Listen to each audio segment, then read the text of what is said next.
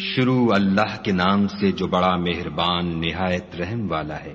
اے پیغمبر صلی اللہ علیہ وآلہ وسلم، جو عورت تم سے اپنے شوہر کے بارے میں بحث و جدال کرتی اور خدا سے شکایت رنج و ملال کرتی تھی، خدا نے اس کی التجا سن لی اور خدا تم دونوں کی گفتگو سن رہا تھا۔ کچھ شک نہیں کہ خدا سنتا دیکھتا ہے۔ جو لوگ تم میں سے اپنی عورتوں کو ماں کہہ دیتے ہیں وہ ان کی مائیں نہیں ہو جاتی، ان کی مائیں تو وہی ہیں جن کے بطن سے وہ پیدا ہوئے۔ بے شک وہ نامعقول اور جھوٹی بات کہتے ہیں، اور خدا بڑا معاف کرنے والا اور بخشنے والا ہے۔ اور جو لوگ اپنی بیویوں کو ماں کہہ بیٹھیں پھر اپنے قول سے رجوع کر لیں تو ان کو ہم بستر ہونے سے پہلے ایک غلام آزاد کرنا ضرور ہے۔ مومنو، اس حکم سے تم کو نصیحت کی جاتی ہے، اور جو کچھ تم کرتے ہو خدا اس سے خبردار ہے۔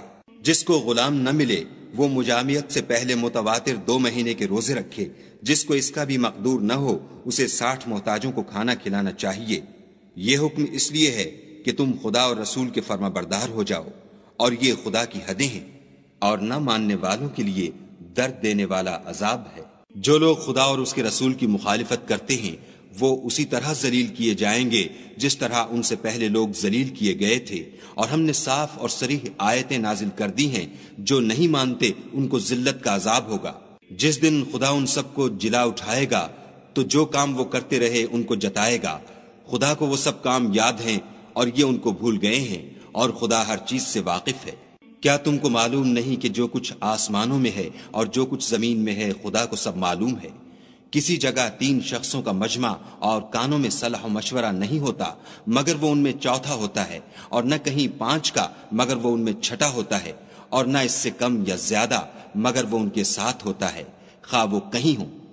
پھر جو کام یہ کرتے رہے ہیں قیامت کے دن وہ ایک ایک ان کو بتائے گا۔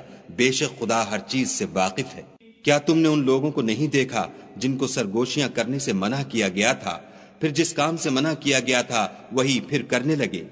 اور یہ تو گناہ اور ظلم اور رسول خدا کی نافرمانی کی سرگوشیاں کرتے ہیں۔ اور جب تمہارے پاس آتے ہیں تو جس کلمے سے خدا نے تم کو دعا نہیں دی اس سے تمہیں دعا دیتے ہیں، اور اپنے دل میں کہتے ہیں کہ اگر یہ واقعی پیغمبر ہیں تو جو کچھ ہم کہتے ہیں خدا ہمیں اس کی سزا کیوں نہیں دیتا؟ اے پیغمبر صلی اللہ علیہ وآلہ وسلم، ان کو دوزخ ہی کی سزا کافی ہے، یہ اسی میں داخل ہوں گے اور وہ بری جگہ ہے۔ مومنو، جب تم آپس میں سرگوشیاں کرنے لگو تو گناہ اور زیادتی اور پیغمبر کی نافرمانی کی باتیں نہ کرنا، بلکہ نیکوکاری اور پرہیزگاری کی باتیں کرنا، اور خدا سے جس کے سامنے جمع کیے جاؤ گے ڈرتے رہنا۔ کافروں کی سرگوشیاں تو شیطان کی حرکات سے ہیں، جو اس لیے کی جاتی ہیں کہ مومن ان سے غمناک ہوں، مگر خدا کے حکم کے سوا ان سے انہیں کچھ نقصان نہیں پہنچ سکتا۔ تو مومنوں کو چاہیے کہ خدا ہی پر بھروسہ رکھیں۔ مومنوں، جب تم سے کہا جائے کہ مجلس میں کھل کر بیٹھو تو کھل بیٹھا کرو، خدا تم کو کشادگی بخشے گا۔ اور جب کہا جائے کہ اٹھ کھڑے ہو تو اٹھ کھڑے ہوا کرو۔ جو لوگ تم میں سے ایمان لائے ہیں اور جن کو علم عطا کیا گیا ہے خدا ان کے درجے بلند کرے گا، اور خدا تمہارے سب کاموں سے واقف ہے۔ مومنو، جب تم پیغمبر کے کان میں کوئی بات کہو تو بات کہنے سے پہلے مساکین کو کچھ خیرات دے دیا کرو، یہ تمہارے لیے بہت بہتر اور پاکیزگی کی بات ہے۔ اور اگر خیرات تم کو میسر نہ آئے تو خدا بخشنے والا مہربان ہے۔ کیا تم اس سے کہ پیغمبر کے کان میں کوئی بات کہنے سے پہلے خیرات دیا کرو ڈر گئے؟ پھر جب تم نے ایسا نہ کیا اور خدا نے تمہیں معاف کر دیا تو نماز پڑھتے اور زکوٰۃ دیتے رہو، اور خدا اور اس کے رسول کی فرما برداری کرتے رہو، اور جو کچھ تم کرتے ہو خدا اس سے خبردار ہے۔ بھلا تم نے ان لوگوں کو نہیں دیکھا جو ایسوں سے دوستی کرتے ہیں جن پر خدا کا غضب ہوا؟ وہ نہ تم میں ہیں نہ ان میں، اور جان بوجھ کر جھوٹی باتوں پر قسمیں کھاتے ہیں۔ خدا نے ان کے لیے سخت عذاب تیار کر رکھا ہے، یہ جو کچھ کرتے ہیں یقیناً برا ہے۔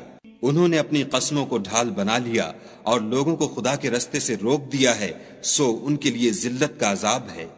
خدا کے عذاب کے سامنے نہ تو ان کا مال ہی کچھ کام آئے گا اور نہ اولاد ہی کچھ فائدہ دے گی۔ یہ لوگ اہل دوزخ ہیں، اس میں ہمیشہ جلتے رہیں گے۔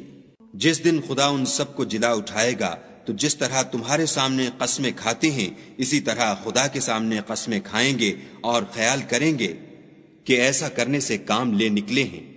دیکھو یہ جھوٹے اور برسر غلط ہیں۔ شیطان نے ان کو قابو میں کر لیا ہے اور خدا کی یاد ان کو بھلا دی ہے۔ یہ جماعت شیطان کا لشکر ہے، اور سن رکھو کہ شیطان کا لشکر نقصان اٹھانے والا ہے۔ جو لوگ خدا اور اس کے رسول کی مخالفت کرتے ہیں وہ نہایت ذلیل ہوں گے۔ خدا کا حکم ناطق ہے کہ میں اور میرے پیغمبر ضرور غالب رہیں گے، بے شک خدا زوراور اور زبردست ہے۔